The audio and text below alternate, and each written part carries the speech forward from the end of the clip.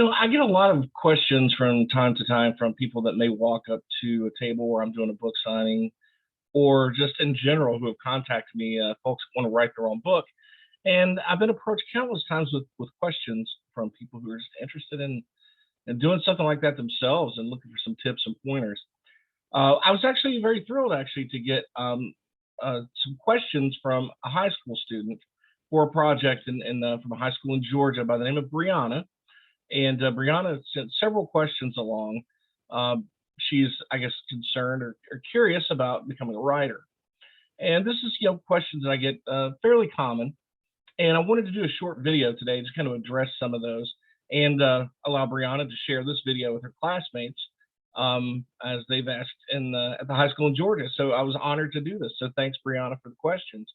And for those of you who are considering maybe going into the field of writing, whether you're a young student like Brianna, or if you're, older and have never written a book, have an idea, story in mind, or a biography, that's something you want to write about your own life. Um, yeah, maybe this will be helpful for you if you're considering doing so. So generally, I look at the questions that were sent, and they come across like, hey, just kind of give me the pros and cons of what it's like to be a writer. First of all, there's a lot of benefits of it. I love writing. I love the process. I love the creativity, everything about it. So I guess the question, well, just kind of clarify, what kind of writer am I? I write fiction. I write short stories and novels under the name Cyrus Alderwood, and you can find all of that work on Amazon.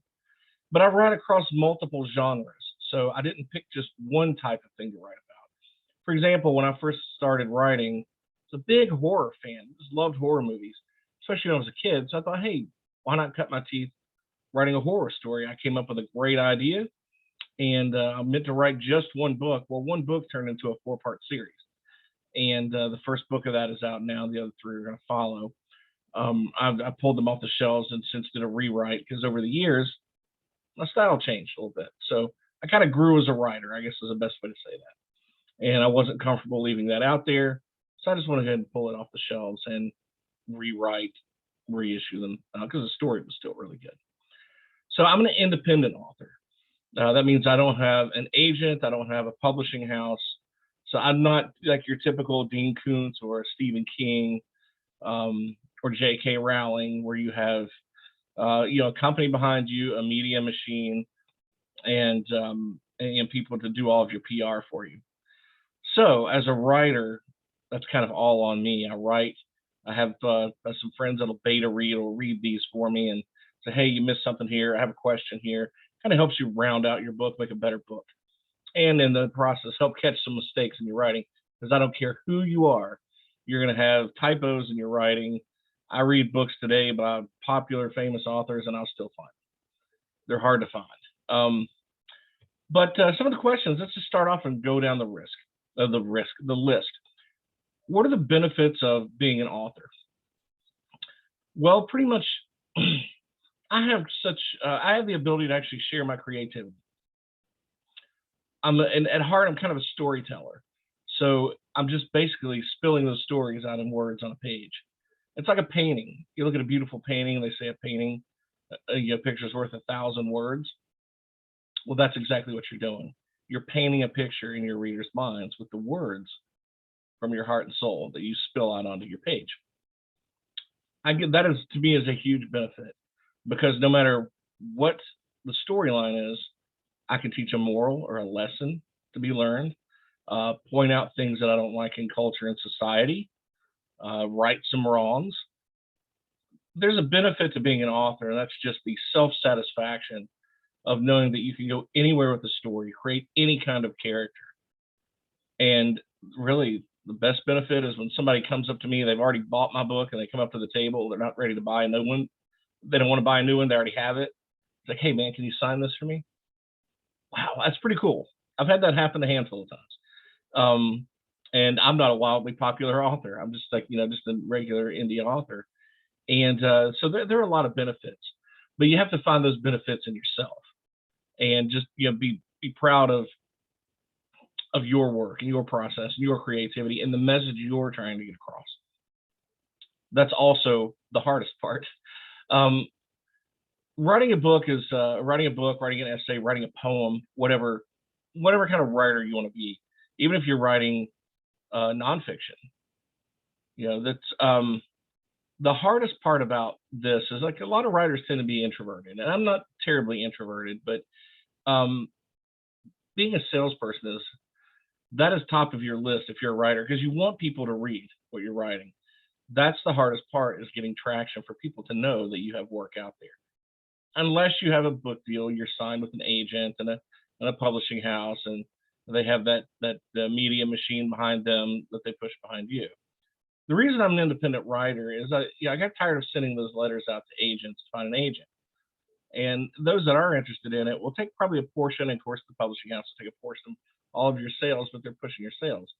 But if you don't go flying off the shelf in a couple of weeks, if you're a new writer, you kind of get shelved, but in a way, you kind of put on the back burner. So it's up to you to do all your promotion, setting up your own book signings, trying to sell your books, let people know you have your work on Amazon. That is really the hardest part. And there's a funny meme I saw online. Said I have 2,000 friends and 10 people bought my book. And I'm telling you, that is the life of a writer. There's more people that like cousins, family, friends. They're going to think you owe them a free book, and honestly, you don't, because you spend. Here's the hardest part: trying to get your work out there for people to buy your work, knowing that you spent hundreds of hours putting the story together with your creativity, writing, rewriting, editing, letting friends read, re-editing, and then getting your book out there. All that time and effort. And then people think you owe them a free one. You never do. You might want to give some free ones away for promotion, but I wouldn't do it for friends or family. Actually, I stopped doing free book giveaways because the price of mailing a book costs just as much as the book itself anymore. So if people really want a book, they can go find it and buy it. So it's not a hard thing to do. What does a typical day look like? Well, I do have a 9-to-5 job, thankfully, because I'm not paying the bills being a writer. I'm sure that's kind of what you were looking at doing, maybe having the ability to be a writer and pay the bills. And I hope everyone the best success doing that. I honestly do. I tend to buy a lot of stuff on Amazon of independent writers just to be helpful, and a lot of good work out there. A lot of things get overlooked, so there's a lot of good writers out there. But what does a typical day look like? Outside of my 9-to-5, I tend to block a little bit of time away every day to read. I make sure I read. I read voraciously. I read everything I can get my hands on. So that's rule number one that you need to do as a writer. Find what genre you want to read in and just start reading everything you can get your hands on in that genre to learn. What are some other things people are writing about? What are the popular things people are writing about? What things do you like that you want to put in your work? And you can kind of see maybe there's a gap in that genre that needs to be filled, and you can fill it with something new and more creative. So my typical day looks like the regular day job, but during the day, I do work for myself, fortunately. So I have the ability to block off some time during the afternoon, 30 minutes here or there, where I sit down and I read some new interesting things. I may update a blog on just tips about writing, something like that, just to keep relevant online. So that's kind of one of the things you have to do, is kind of have an online presence. As much of a pain in the butt as that is sometimes, you still sort of need to have that. And of course, all the agents will tell you that too. But I block a little bit of time away to just do some writing, whether it's something I'm working on a current project or just creative writing, coming up with a writing prompt and just typing out a couple of pages. Here's a little something that you might want to know.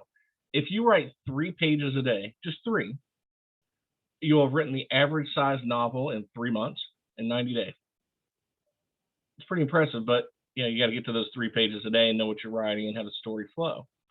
So, that's kind of what the typical day looks like. Lately, my typical day has been writing a book summary or book outline for the next book that I'm going to be starting the meat and bones process of on next month.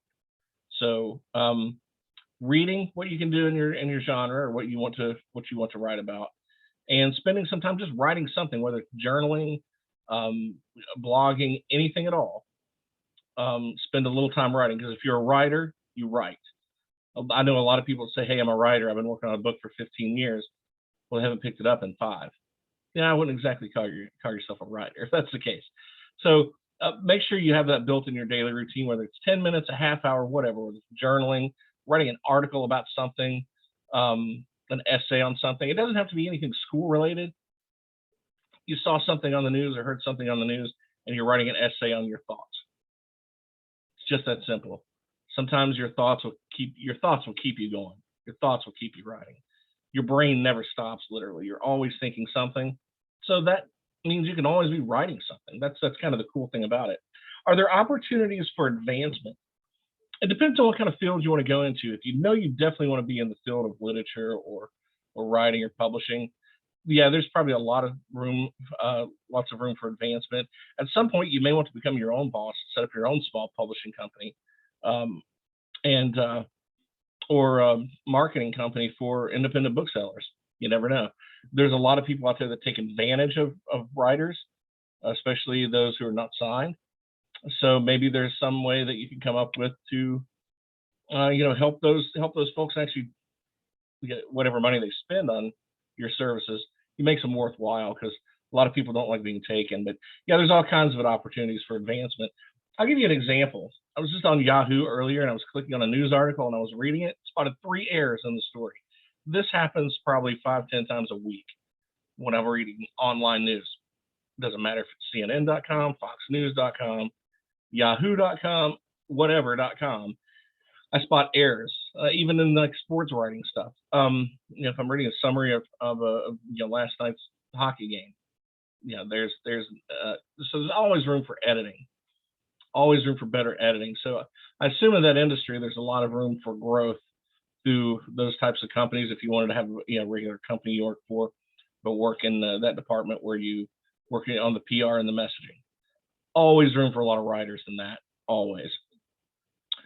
My favorite part about being an author, just you know what, when I mentioned somebody coming up to the table, buying a book, chatting, talking about a book, whether it's mine or one they're reading or one we both read and we really enjoyed, just that interaction with people um, that really enjoyed one of my stories.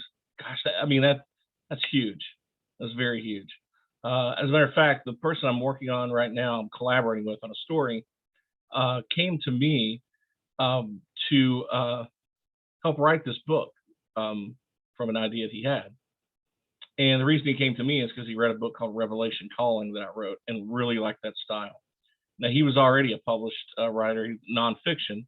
Okay, so he's a different type of writer, and this is a fiction story. So he needed obviously some help doing something totally different outside of his comfort zone and wheelhouse.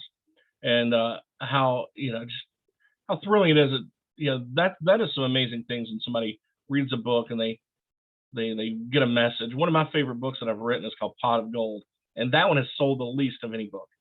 But there is such a powerful underlying philosophical element to that book that is an adventure and a comedy that when people pick that up and they notice that and they mention that to me, it's like, wow, yeah, that book was very personal to me in a very rough time in life. So yeah, those are some just amazing things. Just being able to celebrate some of those things with people who've read your work.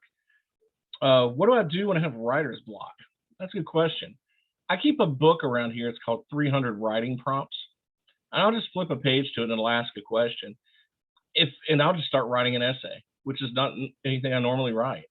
I write fiction, and occasionally I'll write blog posts, little essays like that. But to get you out of your wheelhouse and think of something else and actually sit down and write it, that kind of works easily to get you out of your block. One thing I would recommend you do, there's a lot of different ways to get out of writer's block, and I just write through it. I'll switch up genres or something and go write something totally different, and then go back to whatever I was blocked on later on, and then I can come back at it with fresh eyes. But I would recommend that you look around in your region and find maybe some authors guilds or writers clubs. Join them. Go to those meetings. I go to one once a month in my region, and I cannot tell you how helpful that has been to meet authors from different genres and different types of things they write, poets, uh, people who write biographies, autobiographies, family histories, romance, anything and everything, right? So it is important to me because I get a perspective from them. We have workshops on a regular basis that kind of help get you over the hump of like learning things in this field. And it doesn't mean you're ever going to be rich or famous. Maybe you will be. Hopefully you will be. I think everybody's opinions are valuable and should be shared, and are worthwhile, and they're worth the money. So when I have writer's block, I just power through it, write something different, move on to a different topic, a genre, or hang out with my fellow writers, and that is just enough to spark my imagination to kind of put that fire back in there. How has being an author affected my everyday life? It's kind of weird because it's like an alter ego, to be honest. Um, there I am in my day job, my normal job, and also I run a nonprofit, so I just do some different things in the area. And then when I go to a book signing, they're like, "Hey, that's you," and I'm like, "Yeah, this is also me." And they're kind of surprised. It's like, "Wow, I've seen you online or whatever, but I never knew that was you." It is kind of like it's kind of cool in a way. It's like having that alter ego and being able to express yourself without throwing it in the faces of those people that maybe clients that you work with, or people you work with through whatever job you have.